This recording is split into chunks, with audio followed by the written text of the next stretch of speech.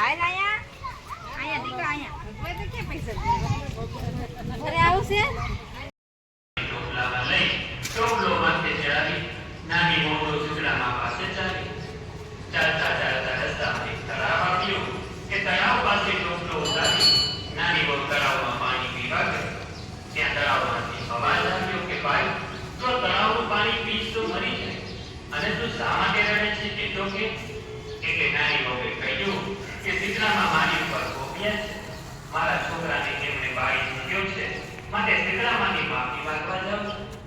તું શીતળામા પાસે જાય છે, તું મારું પણ પૂછતી આવજે કે મારા તળાવનું પાણી પીને મરી કેમ જાય છે. નાની વહુએ તો પાણી પીતા વગર ટોપલો માથે ચડાવ્યો અને આગળ ચાલવા લાગી. થોડેક દૂર ગઈ ત્યાં રસ્તાની વચ્ચે બે આખલા ઊભા હતા અને બંને આખલાના ગળામાં ઘંટીનું એક પડ. તેઓ બંને એકબીજાને માથા મારીને લડતા હતા.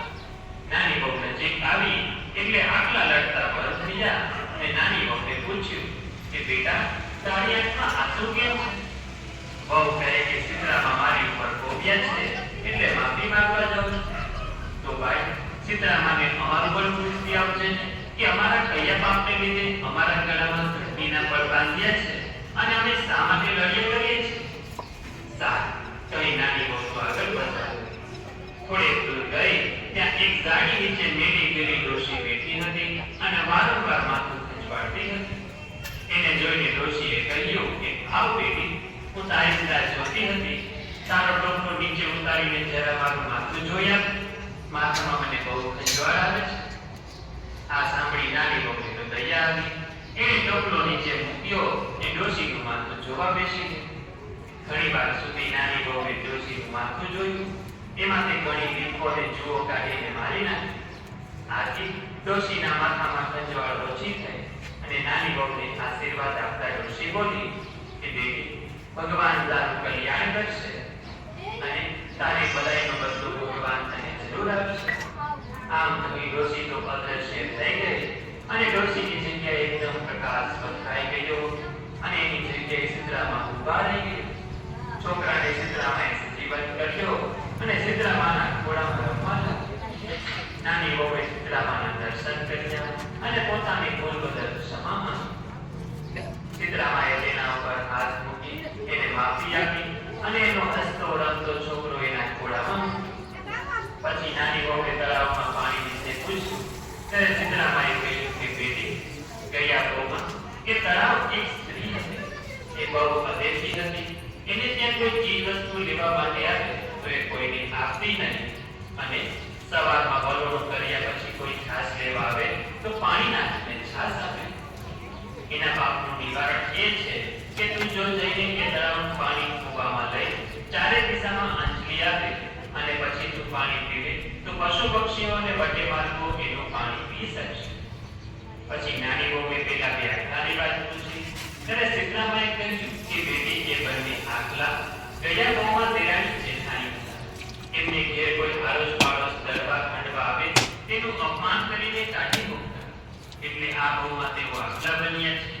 તું જો જઈને એમના ગળામાં રહેલા ઘંટીના પડ કાઢી નાખે તો તેઓ સાંભળીને રહેશે. આટલું કહી શીતળામાં તો અંદર ધ્યાન થઈ ગયા અને નાનીનો પોતાના દીકરાને લઈને પાછી વળી. ચાલતી ચાલતી તે જ્યાં આટલાઓ લડતા હતા ત્યાં આવી અને છોકરાને એક બાજુ બેસાડી તે આટલા પાસે આવીને એને વાત કરી અને પછી એને ઘંટીના પડ કાઢી નાખ્યા. આથી બંને આટલાઓ શાંત પડી ગયા અને એકબીજાના મિત્ર જેવા બની ગયા અને લોક નમાવીને બે નાની બહુનો આભાર માન્યો. પછી નાની બહુ પોતાના છોકરાને તેડીને પેલા તળાવ પાસે ચાલતી ચાલતી આવી. ત્યાં આવીને તે તળાવે પણ તેની બધી રાજ્યા તે તળાવમાંથી ફૂગો ભરીને પાણી લીધું. ચારે દિશામાં અંજલિ ભરીને ચાલી અને પછી પોતે થોડું પાણી પીધું. ત્યાં તો ચારે દિશામાંથી પક્ષીઓ પાણી પીવા માટે આવવા માંડ્યા. પછી તળાવે નાની બહુનો આભાર માન્યો અને નાની બહુ પોતાના છોકરાને લઈને પોતાના ઘરે આવી. ઘરે આવીને તેને તો પોતાનો છોકરો સાસુમાના ખોળામાં મૂકી દીધો. આથી તેની સાસુ તો રાજી રાજી થઈ ગઈ, પરંતુ તેની જેઠાણીને આ ગમ્યું નહીં. સાસુએ તો નાની બહુને પૂછ્યું કે નાની બહુ, બેટા આ બધું કેવી રીતે બન્યું? એટલે નાની બહુએ બધી વાત માંડીને કહી. આ સાંભળી જેઠાણીને પણ શીતળામાના આશીર્વાદ લેવાનું મન થયું અને પછી બીજે વર્ષે રાંધણ છઠ ક્યારે આવે તેની રાહ જોવા લાગી. પણ સમયની જતા ત્યાં વાર લાગે છે. બીજા વર્ષનો શ્રાવણ મહિનો આવ્યો. શ્રાવણ મહિનાની રાંધણ છઠ પણ આવી. એટલે એને પણ જાણી જોઈને રાંધણ છઠની રાતે ચૂલો સળગતો મૂકીને સૂઈ ગઈ. એવામાં શીતળામાં ફરવા નીકળ્યા. ફરતા ફરતા એના ઘરમાં પ્રવેશ્યો. ચૂલો સળગતો જોઈને તો ગુસ્સે થયા અને તેમાં આરોગ્યા એટલે દાસ્યા. એટલે સીતારામે તો જેઠાણીને પણ શાપ આપ્યો કે જેને માને વાળી છે એનું અંતર વળજો. સવારે